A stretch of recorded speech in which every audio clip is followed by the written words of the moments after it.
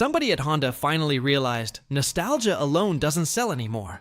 You can't slap an old badge onto a bloated crossover and expect enthusiasts to clap like trained seals. But somehow, this thing might actually pull it off.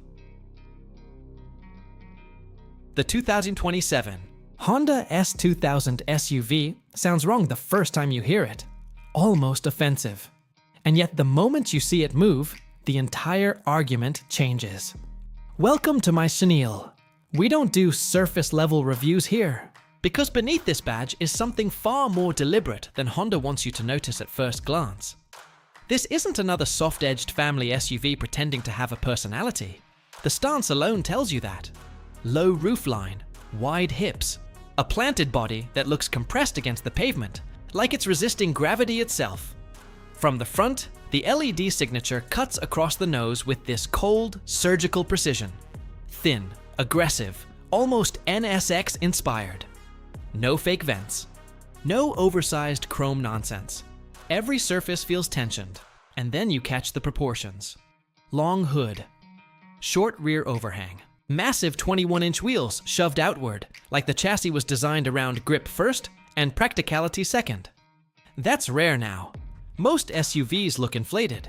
This one looks athletic, deliberate.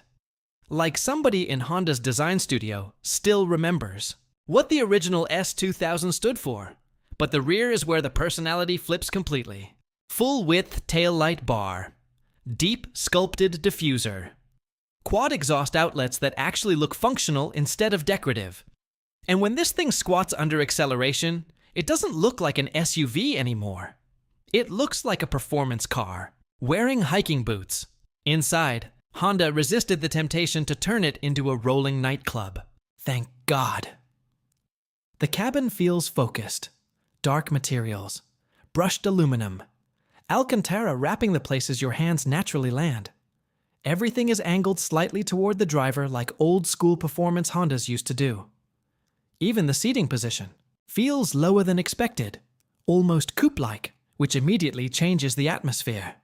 And the steering wheel? Small diameter, thick rim, no distracting capacitive touch garbage. Just tactile control. The digital cluster is sharp without trying. Too hard. Wireless. Everything is here, obviously, but the tech disappears into the experience instead of screaming for attention. That's the difference. A lot of modern interiors feel like tablets glued onto dashboards. This feels engineered. There's ambient lighting hidden beneath the trim lines, but subtle. No rainbow RGB circus. And the sound system? Violent. The kind of bass that turns tunnels into events. But none of that matters until we talk about what's under the hood, because that's where things get serious. Honda could have gone safe here. Hybrid only. Small turbo. Efficient. Predictable. They didn't. Under the hood sits a turbocharged 3.0-liter V6 hybrid system, pushing somewhere around 420 horsepower and over 430 lb-ft of torque. And unlike a lot of performance hybrids, this setup doesn't feel numb or artificial. The electric torque fills the gaps instantly, so acceleration feels immediate. Violent off the line. Zero hesitation. 0 to 60 happens in roughly 4.2 seconds, but the number honestly undersells the experience. Because this SUV doesn't surge forward like a heavy EV. It attacks corners with this strange lightness that shouldn't exist in something this size. And here's the part nobody's talking about yet.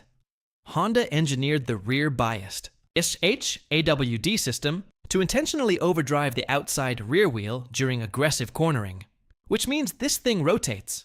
Not artificially, not through software trickery, it genuinely pivots beneath you. That changes everything.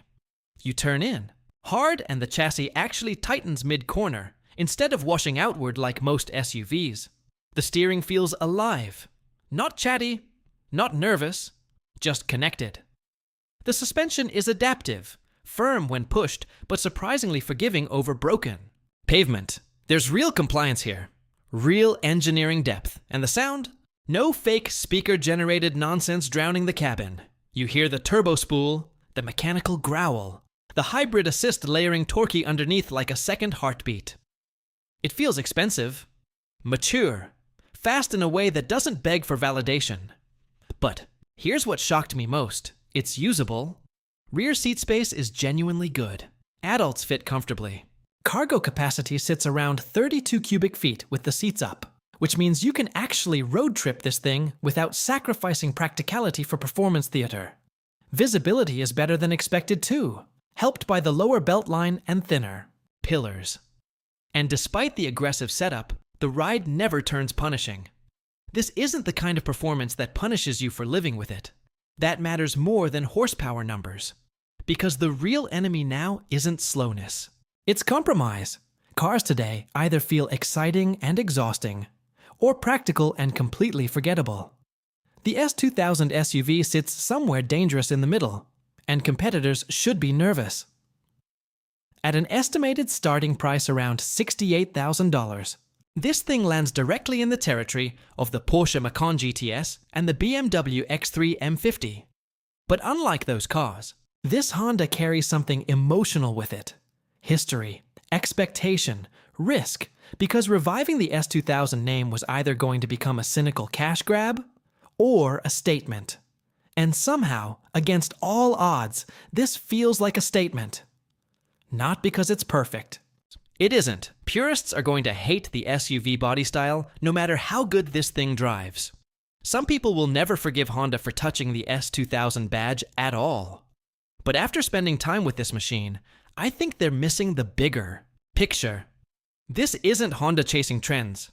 This feels like Honda remembering who they used to be. A company willing to build something emotional, slightly irrational, slightly rebellious. And in a market drowning in sterile crossovers, that alone makes this SUV important. The 2027 Honda S2000 SUV might end up becoming one of the most controversial performance vehicles Honda has ever built. And possibly one of the most important. If this video gave you something, hit like. It matters more than you think. Subscribe so you don't miss what comes next. Did Honda just reinvent the performance SUV? Or destroy one of its most legendary names forever?